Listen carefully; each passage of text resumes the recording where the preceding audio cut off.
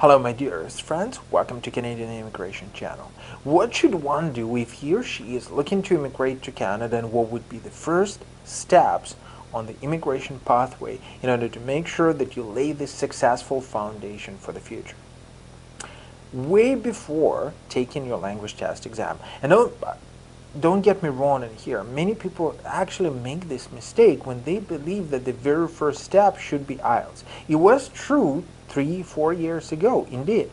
As of now, considering what's going on with Express Entry, considering what's going on with provincial nominee programs, considering the pilots recruitment events, online job fairs, and so on and so on and so on and so on, IELTS is probably not even the second step. So as of now, way before taking your IELTS, and don't skip preparation, I'm not saying that, your first steps could be the following. You could strategize your immigration for the future. So sort of understand how this immigration will work. Have at least a more or less clear plan. What would be your first, second, third, and fourth priority in immigration? Would it be skilled immigration? Would it be immigration through studies? Would it be immigration through one of the business programs, self-employed, and so on? So at least have this clear picture on your board, right? Whether am I going left or right with this. Next thing, of course, looking forward and starting to make sure that your CV presentation about yourself, your cover letter is well prepared up to the Canadian standards, and maybe starting tactically, step by step, sending your CV towards the employers you may potentially target. And I'm not talking here necessarily only about pilots, okay? I'm not talking here about Atlantic pilot, I'm not necessarily talking here about the rural pilot, but think about SeaTac Pilots. Sometimes people forget about it, right? Think about the upcoming Yukon pilot. Try to target employers and see what the reaction is. It's free, it never hurts. But if you do not hear back from them, absolutely there is zero response, like nothing, okay? No negative responses, no positive, it's a dead end. Well, maybe you should be able to relook at your case, right? Repolish it, change it. Next thing which I would probably do is to have a list of recruitment events I'm able to participate and see where I could go.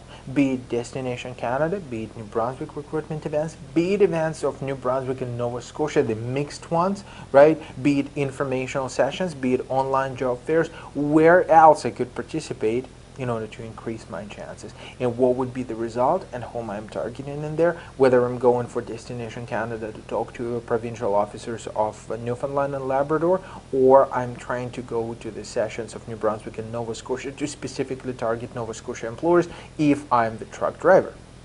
What else could be done with my case is I could start looking at my references. And however simple it may sound, as I said, like as of now, there's no such thing as simple preparation for immigration, simply because provincial programs and streams are changing way more often than they used to. So in other words, if I was working as a bookkeeper or an accountant or somewhere in between, or a financial officer, right, I would probably go to my previous employer and start talking with them and making sure that these guys will be able to support me if needed.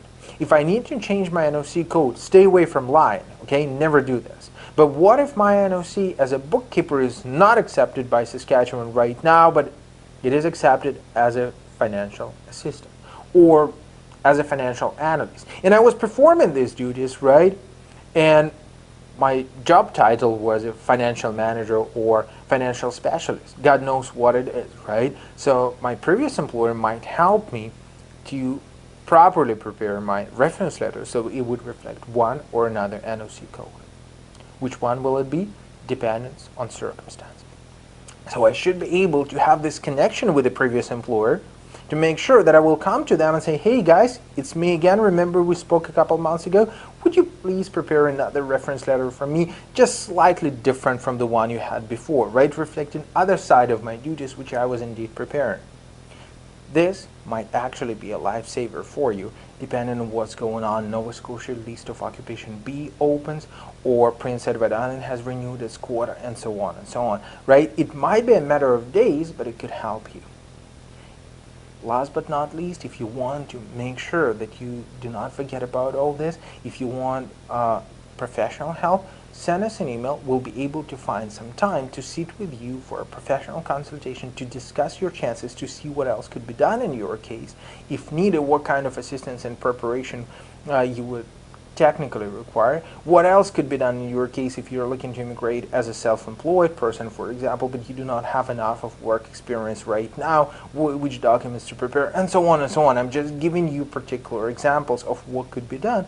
And then later on, if you're looking to immigrate, you will be prepared, and this would be the right foundation for a successful relocation to Canada.